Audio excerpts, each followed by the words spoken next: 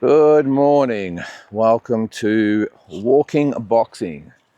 It is Friday, March, 14th, 2025. And you'll have to forgive me this morning if I'm a little bit off. Maybe not my normal chirpy self.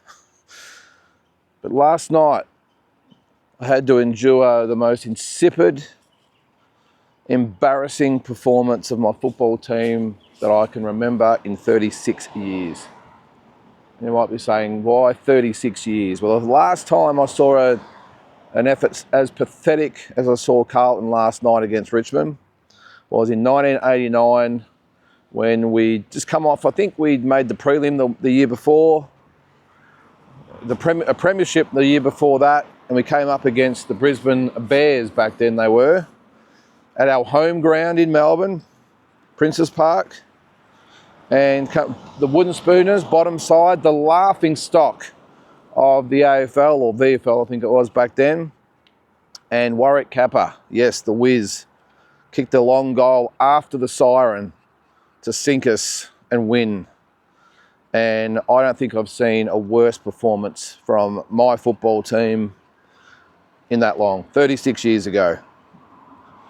Now, if you're a Carlton supporter or even just an AFL supporter, you'll understand that Carlton have been pretty much pathetic for the last 20 years, 25 years probably. Made the grand final in 99 and since then have just been absolutely pathetic. So that's saying a lot to say that last night was the worst performance I've seen. We've had the shit kicked out of us that many times over the last 25 years. And it was a pretty ordinary performance. And didn't really get a lot either, by the way, from our coach, who just delivered a limp-wristed response at the press conference. Not much to give us a lot to have much hope for in 2025. But this is not walking football. This is walking boxing, and we'll get into the boxing. But I didn't sleep too well last night, let's just say. What a piss-poor performance. Piss poor. Anyway, come at me, because no matter what you've got to throw at me, insults, jokes, memes, whatever it might be, I'm going to agree with every single one of them. You can't offend me, because I'm going to agree with everything you say and have a good laugh. Anyway, another boxing. Oh, geez, I hate football sometimes. Anyway, what a beautiful day we've got. All right, it's, as I said, it's Friday, March 14th. And the aftermath of the Keith Thurman, Brock Jarvis fight was good to actually, just see and read a lot of stuff that was being thrown about yesterday. A lot of the Australian media getting very excited about Keith Thurman. Internationally, not so much. I think they're saying, well, Keith's back. Who the hell is the guy that he beat? This is probably the international opinion. Yeah, it's good to see Keith Thurman back, but who's the guy that he fought? Never heard of him. So in Australia, though, of course, because our Australian media tend to get excited about anything that probably relates to Tszyu, of course. And we love Tim, but fair's fair. You got to call it the way it is. And they've just talked up Keith Thurman's win over Brock Jarvis, like Manny Pacquiao's just knocked out Ricky Hatton in 2 rounds with a left hook from hell. So yeah, not getting too excited, but they are starting to talk up the fight. Now, Keith Thurman, I thought, spoke really well after the fight. He just called it for what it was. He said, look, I'm just glad to be back, and yeah, I wouldn't mind the Tszyu fight, but I'm not going to lock it in here and now. He said, I've signed no contracts. He said it was really hard for him to pull out last year because he said the money that was offered was really life-changing, and to the point where it was almost considered good enough to fight with one arm because he had the torn bicep, of course. But he's saying, yes, really appreciative of No Limit bringing him out here. Enjoyed his time. I'm sure he did enjoy his time, by the way. I mean, beautiful weather up there. He's been treated like a king. He's had a nice, easy fight against Brock Jarvis. But he said, look, I'm not locking into the Tszyu fight right now because he said, I want to explore what's out there. Now, I've got a feeling that the kingpins of, well, you know what I mean, the top guys in the 154-pound division aren't probably going to be busting down his door, but you never know. You never know, just based on that performance. But he said, look, I'm going to keep my options open. If some promoter comes knocking and offers me a really good payday to fight one of these top guys, he said, well, I'm going to take that. But I think everyone just assumed, and George Rose actually announced it the other day, that he would be fighting Tszyu next, but he said, I've signed no contract and I will await to see what the Rose boys throw at me. Now, Tim, to his credit, has pretty much, he didn't really respond. He responded maybe a little bit the other night, but he just said, look, I'm focused on Joey Spencer, and that's all I'm worried about at the moment, because, of course, all the media wanted to talk about was Keith Thurman and Michael Zarafa and whoever else they could throw at him, because they can't help themselves. Let the guy just prepare for the Joey Spencer fight, can we? I mean, we spent the whole night the other night with all these potential matchups, and it's almost like the fights last year never happened. It's almost like the fact that Thurman had a win, Zarafa had a win, Tim's got his fight lined up. It's like Bakram Murtazaliev who? Sebastian Fundora who?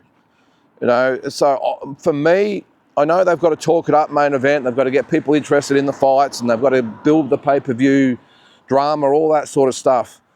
But I think I've said on here before, well, I know I have said on here before, I don't want to hear any of that shit. I'm not getting on the Tszyu bandwagon. I'm not doing anything. He needs to prove to all fight fans, not just Aussies, that he can hang with the big guys. Now, I think everyone got lulled into that false sense of security with Tim, that he was the top dog of the division and he was going to fight Crawford and Canelo and Charlo and maybe even on the same night. That's how people were sort of building him up. Now, he has to build himself up or back to that level, and for me, he's far from it. I hope he succeeds, but for me, and I'm glad it's him as well, it's all about Joey Spencer. And until that happens, I'm just not even thinking of Tszyu in that regard. And judging by a lot of comments online yesterday, a lot of Aussie fans are in the same boat. These people that sort of know about the fight game. You know, you get the casuals that are just, oh, Timmy's back and this is only a blip on the radar, he's going to do this and that. I hope he does, I really do. But I want to see it, I want to see him prove it. I'm not going to get caught up in the whole Tszyu thing. I just won't, because he hasn't earned it. Now, I hope he does. You know, I'm a big fan of Tim, and Glenn Jennings has been a great friend over the years, if you can call him that. He's been on the show numerous times, always up for a chat.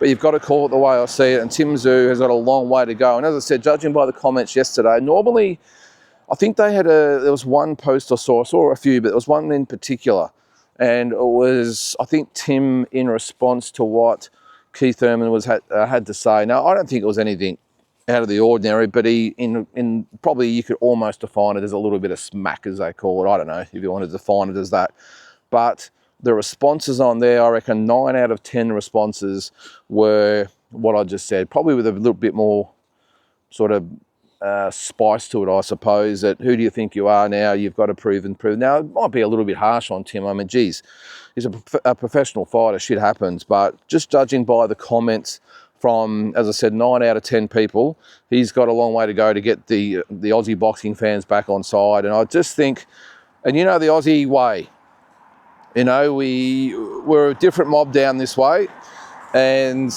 a lot of the people on there saying what right have you got to be talking smack after what happened to you last year? How about you concentrate on getting past this next guy before we start with the to and fro? Now, as I said, it might be a little bit harsh, but this is the view of Tim now. A year ago, Tszyu could not do a thing wrong, not a thing. And I'm sure you'll agree out there. It was all Tim this and Tim that, and he's going to do this and he's going to do that. And unfortunately, reality hit, and he's back in the mix where he's probably seen in a whole different light. Now, hopefully he can get back to where he got to. I really hope he does. But as I said, at this time, he's just, for me, just another Aussie fighter at the moment trying to make it big on the world scene. That's the way I sort of view him. I don't see him as the superstar anymore. I don't see him as the king of boxing, still the biggest name in Australian boxing, but this is probably a little bit of last night flowing into this, by the way, a little bit of bitterness, but that's the way it is. I mean, hey, Carlton were talked about as being one of the main contenders for this year's premiership, and they got their ass handed to them by a bunch of 18-year-old kids and fringe players. That's the way it goes. So they deserve nothing, and I think it's the same in boxing, is that until you prove yourself, then you're nothing in the scheme of things. And Tim's got a long road back, and I am glad. I'm not, as harsh as some of these other fight fans out there with the view of him, but for me, I just want to see him get past Joey Spencer. I've been told he's very, very tuned into the fight, so let's hope he can get that job done, and then we could see him get another crack at the big time, and let's see what he's got. But until he does that, for me, the jury is out. But anyway, that was the aftermath of that fight. Now, the other thing, speaking of fights, I've written down some fights. I'll get to those in a second, actually, because I had a few people send me some Aussie fights they'd like to see, and the timing on some of these is just ripe at the moment. I rattled off 4 or 5 yesterday, but I've got a few more that have been sent to me that I'll get to. Come here, ma'am.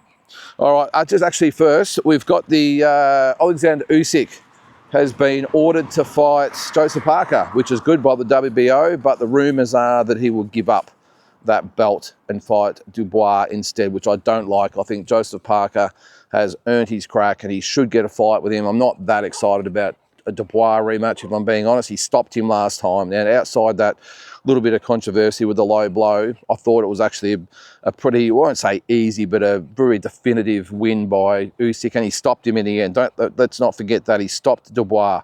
So I'm not that stressed about that fight, apart from the fact that Dubois has got the belt that he needs or wants. But for me, I think Joseph Parker has earned his crack and he should get the fight before Dubois. So all that'll play out. Apparently there's 30 days to get something done, a deal with purse bids and all that sort of stuff. I think they've got a month to get the fight organised, and then if they don't, then it'll go to purse bids. But that's if Usyk agrees to fight Parker, as I said, which I think he should. No, in a way, getting a fair bit of flack from fight fans about his fight in Las Vegas. I don't mind. It's Richard Cardenas, I think, wasn't it?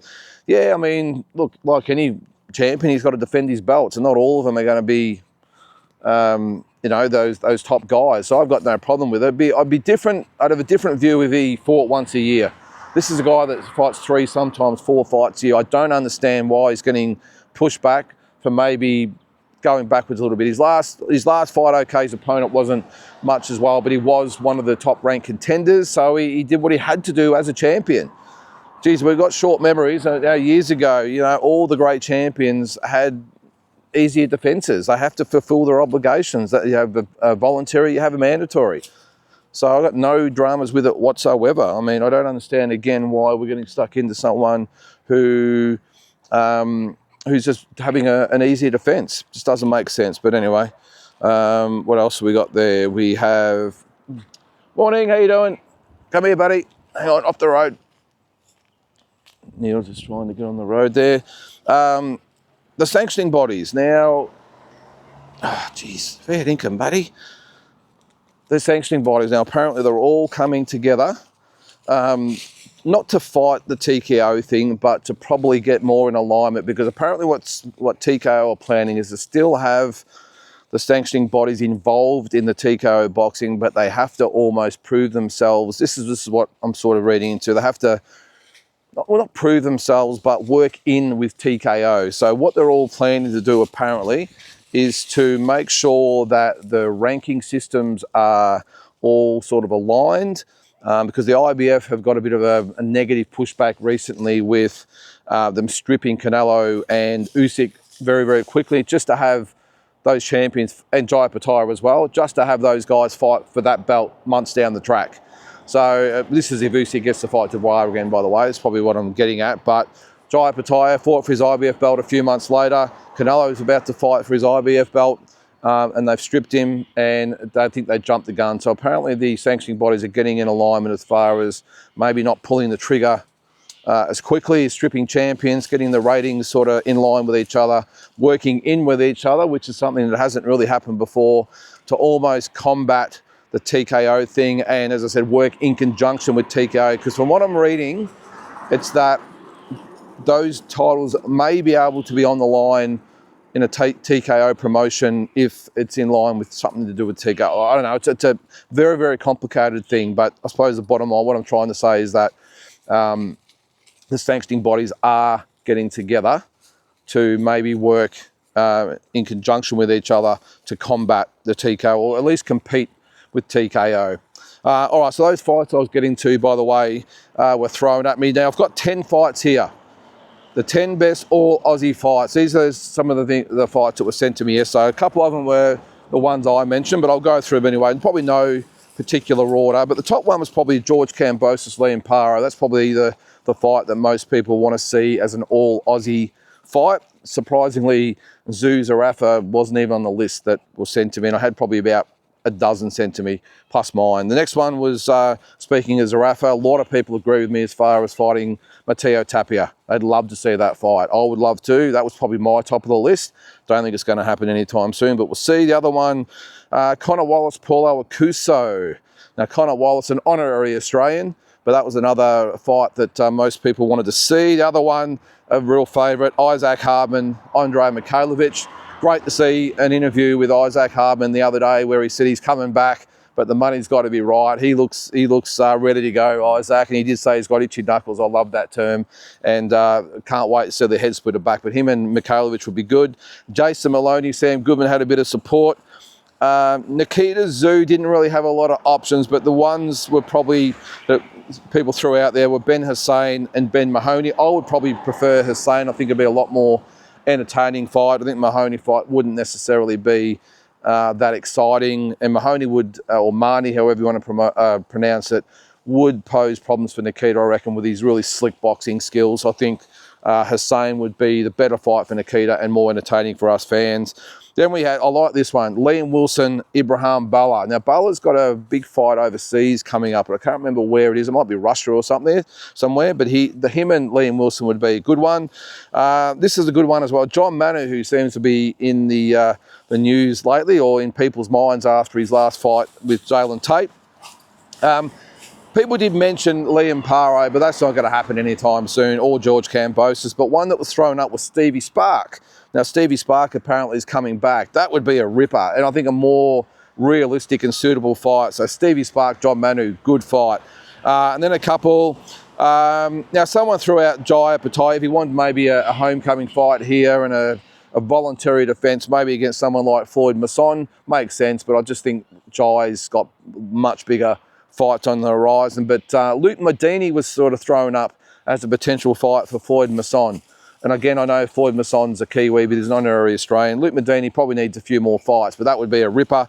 And then the last one was, this might have been one I thought of, just a fringe one, might have been someone like a Dana Coolwell against the Vegas Larfield. That would be a good little scrap as well between a couple of Aussies. And that's just the males. I'm sure there's some with the females as well.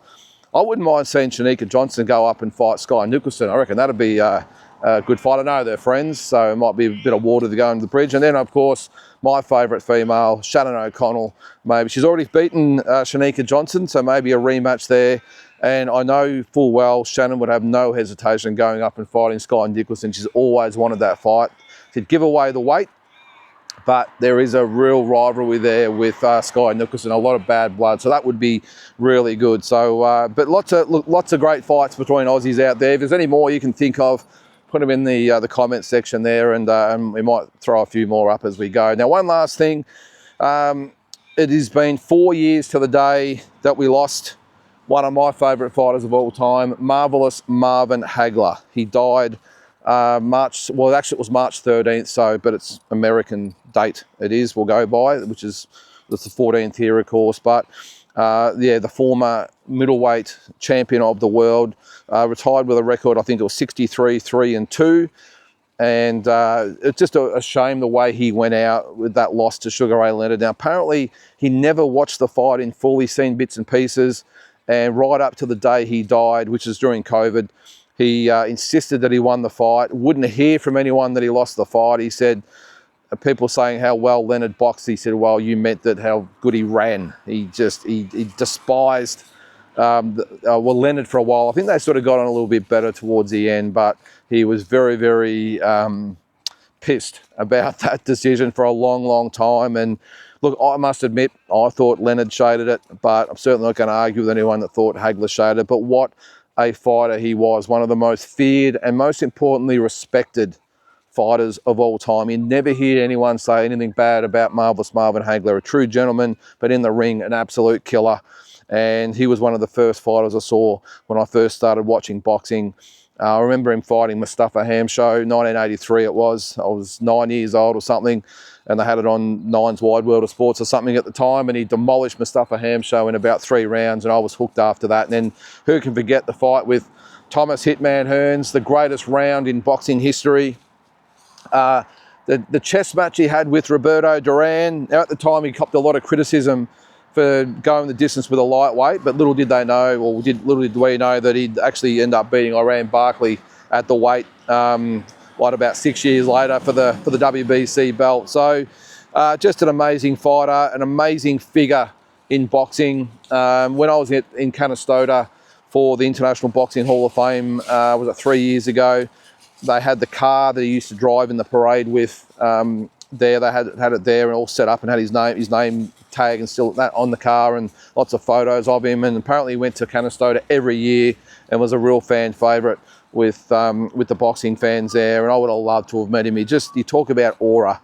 He had aura, and just a great champion and a great ornament to our sport of boxing. But guys, that is going to do it for today. Hope you have a great Friday. Hope a lot better than what I'm going to have by the sounds of things, because my phone's already sort of going off with text messages and all this sort of stuff. This is the problem when you're a fan, a sort of outspoken fan. When you've got a bit to say and you put yourself out there, you open yourself to ridicule. But again, I'm fully embracing it today because they deserve every bit of shit that comes their way. But anyway, hope your footy team wins this weekend anyway. So guys, we'll catch you tomorrow.